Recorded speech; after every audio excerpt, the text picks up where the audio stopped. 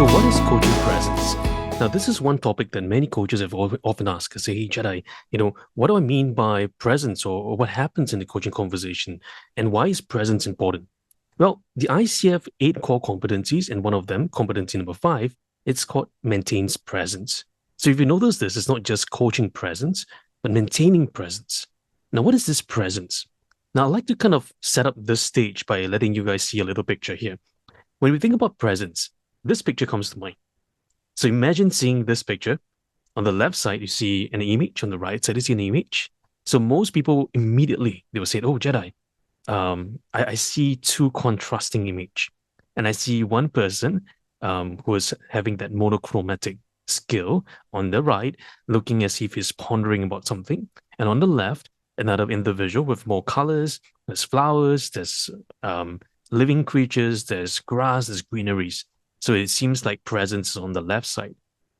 Now, what if I tell you that today, this image represents what it means to be truly present in that moment? Because too often, when we enter the conversation, most of us enter the conversation with a perspective of wanting to figure out how to analyze, how to solve the client situation.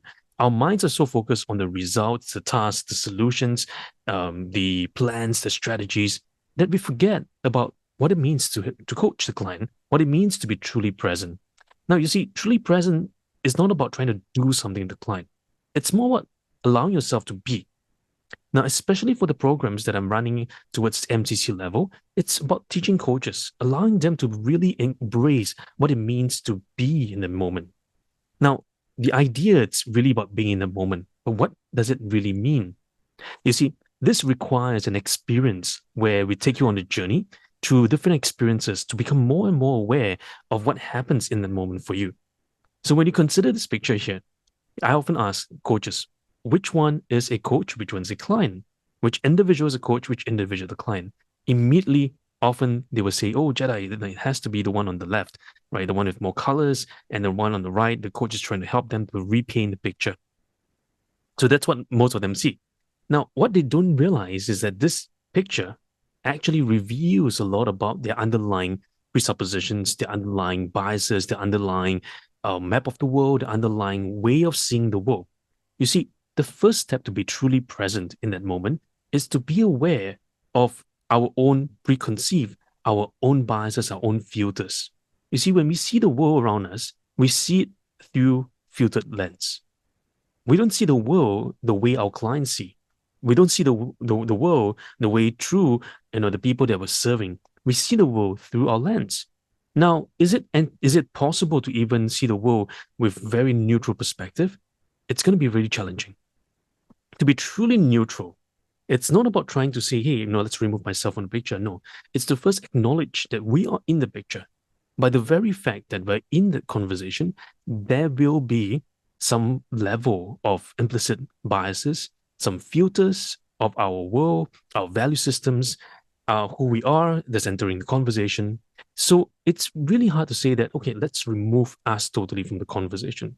No, the better way to consider this is to first think about, how do I become more aware of when I am in the conversation, and how do I help myself to step out of that and to inquire, to respond, to provide that space in a more open, in a more flexible manner, in a way that's not imposing the client, in a way that's not directing the client, in a way that's not forcing the client to a certain direction, but in a way that's helping them to be more aware, to evoke that awareness within.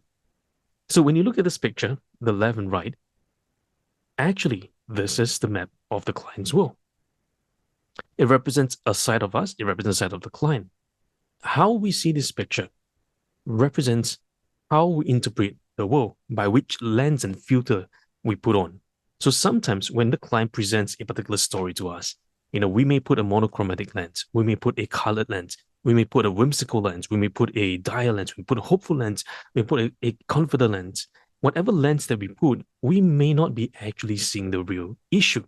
So one of the best ways is to be patient, invite the client to share, invite the client to respond, invite the client to open up. Because as they open up, they reveal facets of things within their world. So very much like this little window, this picture here, As you enter the picture, you begin to see it's not just two people. There are individuals behind, and that's the observer point of view. Far, far in the distance, you see people there. And when you look at the left and the right, they contrast. The clients bring to you their contrasting stories. Now, that doesn't mean that often the monochromatic are the bad ones, the colorful ones are the good ones. What if there is no bad, there's no good? What if it's just about embracing all sides, the light, the darkness, all the issues? What if life is not about trying to reject something and accept something? What if it's about embracing all things? So it's about creating space to truly enter that conversation. And that is what truly matters. So you see, one of the beauties of coaching conversations is not about trying to force someone into some box. So too often today we hear a lot of different models, different frameworks of coaching, different frameworks of psychology, theology, philosophy.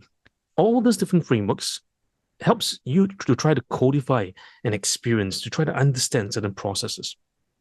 But we have over 7 billion people on planet Earth, and each one of them have unique experiences, even if they're from the same culture. It doesn't mean that everyone is going to experience things the same way as you do. So therefore, it's really important for us to be patient, to allow the story to unravel, and as we listen to it, listen not just to what is being presented, listen to the stories behind, ponder, pause, inquire, being curious about the surroundings, the hues, the grass, the land, the chairs, the smell, the sights, everything. And as we embrace and step into the world of the client, we begin to see things. We begin to help the client to see things that have not yet been aware of. The beauty of coaching is not about forcing awareness. The beauty of coaching is about co-creating the space to allow the client to come to that awareness. The facilitation of coming to that awareness is key. Very often, coaches tend to see things faster because you're standing at an observer's point of view. But when we force that awareness in, the client may not get the best results possible. So the best way to maintain presence is to first acknowledge what level of awareness are we entering the conversation, and secondly, how do we help ourselves catch ourselves in that moment and say, hey, let me forget about the frameworks, let me forget about those models and techniques. Let me just listen to this person who's just in front of me. Let me just be here for them. Let me just be in the moment, not worried about what to do next, but just fully, attentively listening to them, to their stories, and just allowing that space to happen for us. And when that space connects, presence is there.